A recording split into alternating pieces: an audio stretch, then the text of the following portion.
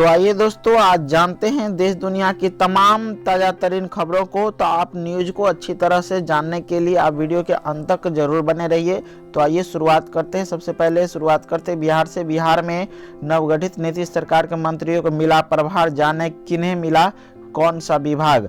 आपको बता दें दोस्तों, बिहार में नवगठित नीतीश सरकार में मंत्रियों को प्रभार दिया गया है। सीएम नीतीश कुमार के पास गृह विभाग रहेगा। उप मुख्यमंत्री तारकिशोर प्रसाद को वित्त विभाग, वाणिज्य विभाग के अलावा 6 विभाग उप मुख्यमंत्री रेणु देवी पिछड़ा कल्याण विभाग, पंचायती राज और उद्योग विभाग दिया गया है। बिहार सरकार में नवगठित मंत्रियों में जदयू कोटे से मंत्री बने अशोक चौधरी को विज्ञान प्रौद्योगिकी विभाग मिला है। जदयू के ही मेवालाल चौधरी को शिक्षा विभाग का जिम्मा दिया गया है। शीला मंडल को परिवहन विभाग। इसके अलावा बीजेपी कोटे से मंत्री बने मंगल पांडे को एक बार फिर से स्वास्थ्य विभाग की जिम्मेदारी दी गई है। इसके अलावा उन्हें पथ निर्माण विभाग भी दिया गया है। विजेंद्र यादव को बिजली विभाग, विजय चौधरी को ग्रामीण विकास विभाग, राम सूरत राय राजस्व और कानून मंत्री, अमरेंद्र प्रताप सिंह को कृषि विभाग, रामप्रीत पासवान को पीएचईडी विभाग की जिम्मेदारी मिली है। संतोष कुमार सुमन को लघु जल संसाधन मंत्री बनाया गया है। मुकेश सहनी को मत्स्य पालन और पशुपालन विभाग, जीवेश मिश्रा को टूरिज्म विभाग सौंपा गया। हालांकि अभी तक इसकी आधिकारिक घोषणा नहीं की गई है। इससे पहले नीतीश सरकार की पहली कैबिनेट बैठक में विधानसभा सत्र 23 से चलाने का फैसला लिया गया है। यह 27 नवंबर से 27 नवंबर तक चलाए जाएंगे। इसमें पूर्व मुख्यमंत्री जीतन राम मांझी को विधानसभा सत्र के लिए प्रोटेम स्पीकर बनाने की चर्चा चल रही है। आपको बता दें कि नीतीश सरकार का गठन हो चुका है। इसमें मुख्यमंत्री नीतीश समेत 15 मंत्रियों ने पद और गोपनीयता की शपथ ली है। नवगठित नीतीश कैबिनेट में भाजपा कोटे से 7 और जदयू कोटे से 5 मंत्री बनाए गए हैं। इसके अलावा हम और वीआईपी से एक मंत्री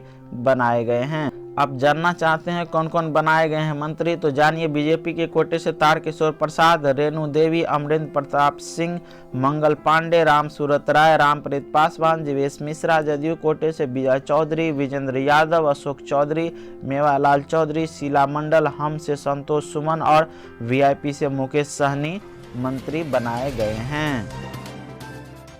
उधर शिवानंद तिवारी का कहना है कि सुशील मोदी किसी बीजेपी नेता को बढ़ने नहीं दे रहे थे, इसलिए पार्टी ने काटा पत्ता। आपको बता दें दोस्तों, नीतीश कुमार के अगुवाई में बिहार में बनी नई सरकार में सुशील कुमार मोदी को शामिल नहीं किए जाने पर आरजेडी के वरिष्ठ नेता शिवानंद तिवारी ने अपनी बात रखी है। शिवानंद तिवारी ने कहा है कि सुशील कुमार मोदी की भूमिका बीजेपी के कम और नीतीश कुमार के सहयोगी की अधिक हो गई थी। मुझे लगता है कि किसी वजह से इस बार बीजेपी ने उन्हें हटा दिया है। वह अन्य बीजेपी के दूसरे नेताओं को उठने नहीं दे रहे थे। वह रोजाना सभी विषयों पर बोलते थे और अखबार टीवी में छपने के बिना नहीं रह सकते थे। आगे शिवानंद तिवारी ने कहा कि सुशील कुमार मोदी से मेरी कोई दुश्मनी नहीं है, वह मेरे छोटे भाई की तरह है, लेकिन उनके व्यक्तित्व में गहराई की कमी है। मुझे लगता है कि यही कारण है कि बीजेपी नेतृत्व में उन्हें इस बार राज्य मंत्रिमंडल में पद नहीं मिला है। यदि अगली खबर की बात करें तो आपको बता दें कि प्रधानमंत्री नरेंद्र मोदी ने अमेरिका के नवनिर्वाचित राष्ट्रपति जो बाइडेन और उपराष्ट्रपति से फोन पर की बात। आपको बता दिया जाए कि प्रधानमंत्री नरेंद्र मोदी ने अमेरिका के निर्वाचित राष्ट्रपति जो बाइडेन से मंगलवार को फोन पर बात की। दोनों देशों के नेताओं ने इस दौरान द्विपक्षीय रणनीतिक साझेदारी के प्रति प्रतिबद्धता जताई और कोविड-19 महामारी, जलवायु परिवर्तन तथा हिंद प्रशांत क्षेत्र में सहयोग को लेकर साझा प्राथमिकताओं और चुनौतियों पर चर्चा की। अमेरिका में राष्ट्रपति पद के लिए हुई चुनाव में बाइडेन की जीत के बाद दोनों नेताओं के बीच यह पहली बातचीत है। पीएम मोदी ने ट्वीट किया, अमेरिका के निर्वाचित राष्ट्रपति जो बाइडेन से फोन पर बात करके उन्हें बधाई दी। हमने भारत अमेरिका रणनीतिक साझेदारी के प्रति प्रतिबद्धता दोहराई और कोविड-19 महामारी, जलवायु परिवर्तन तथा हिंद प्रशांत क्षेत्र में सहयोग पर साझा प्राथमिकताओं और चुनौतियों पर चर्चा की। अमित शाह ने गुपकार गठबंधन को बताया गैंग, सोनिया राहुल से पूछा ये सवाल। आपको बता दें दोस्तों, गुपकार गठबंधन पर केंद्रीय मंत्री अमित शाह ने कड़ा प्रहार किया। अमित शाह ने गुपकार को गैंग बताते हुए कांग्रेस अध्यक्ष सोनिया गांधी और राहुल गांधी से सीधा सवाल पूछा है कि क्या वे इस गैंग का समर्थन करते हैं।